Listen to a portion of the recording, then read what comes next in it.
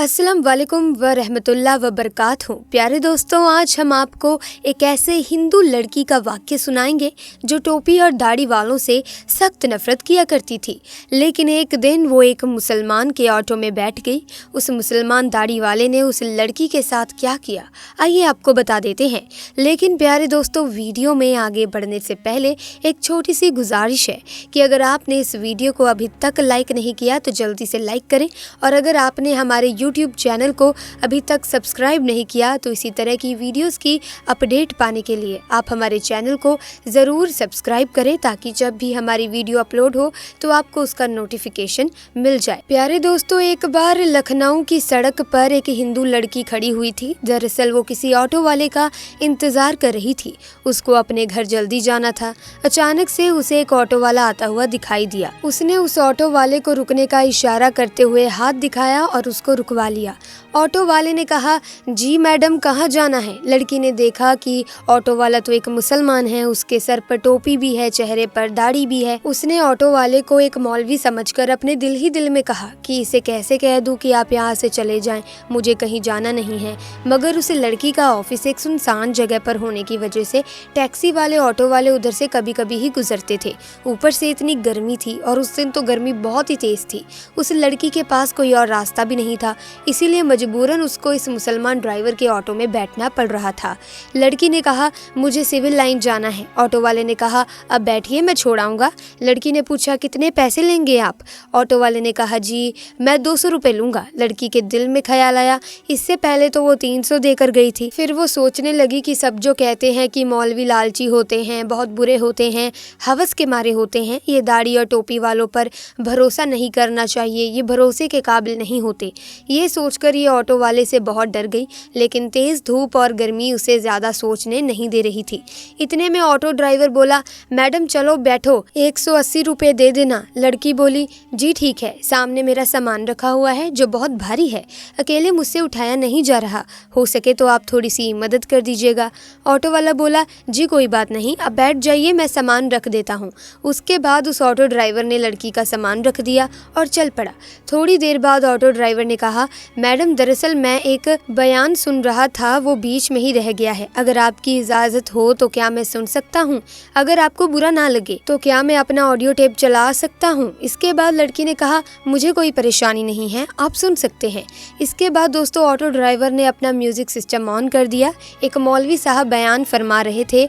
बयान था पर्दे के बारे में। ना चाहते हुए भी वो बयान उस लड़की को सुनना पड़ रहा था। गैर मुस्लिमों और नास्तिक में रहकर उस लड़की के दिल में मुसलमानों के लिए सिर्फ और सिर्फ नफरत ही भरी हुई थी। लड़की को सिर्फ यही बताया और सिखाया गया था कि मौलवी एक भेड़िया होता है जिसका मकसद माल और दौलत और लालच के अलावा कुछ नहीं होता। मजहब और धर्म के नाम पर सिर्फ पैसे कमाना ही उनका पेशा होता है। मगर अब ये लड़की एक मुसलमान के ऑटो में बैठी हुई थी और ना चाहते हुए भी एक मौलवी साहब का बयान सुन रही थी। इस बयान में मौलवी साहब एक जोरदार आवाज से गरज रहे थे और कह रहे थे, पर्दा अल्लाह का हुक्म है। पर्दा एक औरत के जिस्म का मुहाफिज है। उसके चेहरे से लेकर जिस्म के हर हिस्से, यहाँ तक उसके हाथ, पाँव और कमर तक को ढाँप कर हजारों की भीड़ में उसे महफूज होने का यकीन दिलाता है। पर्दा औरत को शैतान की नज़रों से बचाता है। देखने वाले अपनी आंख तक घुमा लेते हैं। वो सोचते हैं कि ये लड़की तो शरीफ मालूम होती है। पर्दा औरत की इज्जत है, उसकी सलामती का ज़मीन है, उसके पाक दामिनी की ज़ाहिरी इलामत है। पर्दे में ही एक औरत की इज्जत है। बेपर्दा उस औरत की मिसाल भुने हुए गोश्त की तरह है जिस पर एक मक्खी आकर बैठ जाती है, उस पर बैठकर अपनी गंदगी निकालती है। हर एक उसको खाने की नज़र से देखता है, नज़र उसे खाने और नोचने की नज़र से देखती है। ये सब कुछ सुनकर उस लड़की को ऐसा लगा कि ये अल्फाज उसके लिए ही बोले जा रहे हों, क्योंकि जब वो ऑफिस आती जाती है तो रास्ते में हर लुच्चे लफंगे की नज़र उसी पर पड़ती थी और वो उसको घूरा करते थे। उसको ऐसा लग रहा था कि वो उसके मुश्किल का हल एक ही है और वो सिर्फ पर्दा है। इतने में ही उसके बताए हुए गली में ऑटो पहुंच चुका था। उसके घर के सामने जाकर ऑटो रुक गया। वो लड़की ऑटो से नीचे उतरी और कहने लगी, मेहरबानी करके आप मेरा सामान बाहर रख दें। उसके बाद उन्होंने अपनी मम्मी को फ़ोन किया और कहने लगी, माँ सनी को नीचे भेज दो, मेरे पास सामान है जिसमें वज़न बहुत ज़्यादा है, इसको मैं अकेले ऊपर लेकर नहीं आ सकती। माँ ने फ़ोन पर कहा कि सनी तो घर पर मौजूद नहीं है। ये सुनकर ऑटो ड्राइवर बोला, मैडम कोई बात नहीं, मैं आपका सामान लेकर ऊपर ले जाता हूँ। लड़की के दिमाग में तो पहले ही ये सोच आ चुकी थी कि शायद ये पैसों के लालच में ये सब कुछ कर रहा है। चलो इसे सामान रखवा लेती हूँ, उसके बाद में जो भी ये पैसे मांगेगा उसको मैं दे दूंगी। ये सोचकर वो लड़की बोली ठीक है, आप ही रख दीजिए। उसके बाद ऑटो वाले ने उस लड़की का सामान उठाया और फर्स्ट फ्लोर पर ले जाकर उस लड़की के कहने पर फ्लैट के सामने उसका सामान रख दिया। उसके बाद में उस लड़की ने 300 रुपए निकाले और ऑटो वाले को देने लगी। ऑटो ड्राइवर ने कहा जी 300 रुपए की बात कहाँ से हुई? ये सुनकर वो लड़की कहने लगी दरअसल कुछ दिन पहले मैं यहाँ तक एक ऑटो में ही आई थी। उस ड्राइवर ने मुझसे 300 रुपए ही लिए थे और आपने तो मेरा सामान भी उठाया है।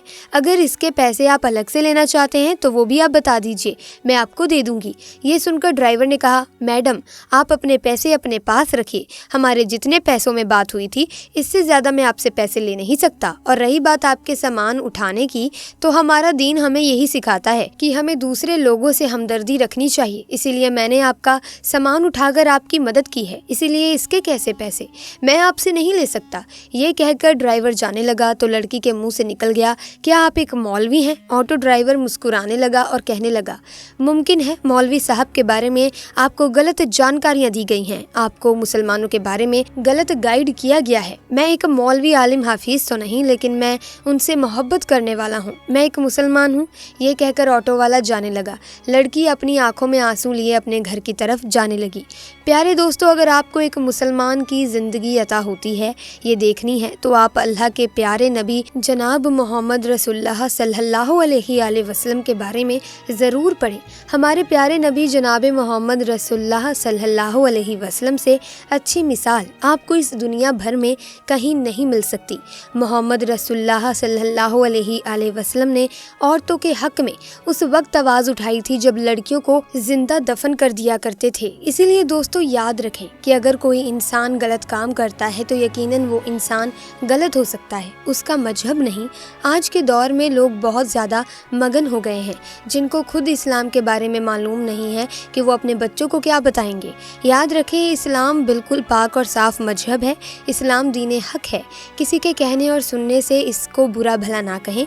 अगर फिर भी आपके दिमाग में इस्लाम को लेकर कोई भी गलत फहमी है तो आप खुद अल्लाह के पैगंबर जनाब मोहम्मद उर रसूल सल्लल्लाहु अलैहि वसल्लम के बारे में पढ़ें। आपको कहीं पर भी इस्लामिक धर्म गलत नजर नहीं दिखाई देगा। अगर आपको कोई मुसलमान कोई गलती या फिर बदतमीजी करता दिखाई दे, आप उसको देखें तो आप उसे सिर्फ उससे इतना बोल दें कि तुम्हें तुम्हारे प्यारे नबी ने क्या यही सिखाया है। यकीन करिए दोस्तों, अगर वो सच्चा मुसलमान होगा तो शर्म से वहीं पर पानी पानी हो जाएगा और वहीं पर वो सच्ची तौबा कर लेगा। प्यारे दोस्तों, अल्लाह तबारक व तआला से यही दुआ है कि अल्लाह पाक हम सबको रसूल करीम सल्लल्लाहु अलैहि वसल्लम के बताए हुए तरीकों के मुताबिक ज़िंदगी जीने की तौफीक अता फरमाए। आमीन सुमा आमीन। दोस्तों, अगर आपको ये वीडियो अच्छी लगी तो वीडियो को लाइक और शेयर कर दें। साथ ही ऐसी वीडियोस की अपडेट पाने के लिए आप हमारे चैनल को सब्सक्राइब करके बेल आइकन को प्रेस कर सकते हैं ताकि नए वीडियोस की अपडेट आपको मिलती रहे। इंशाअल्लाह मिलेंगे जल्द ही नई वीडियो में नए वाक्य के साथ। दीजिए इजाज़त, खुदा हाफिज़।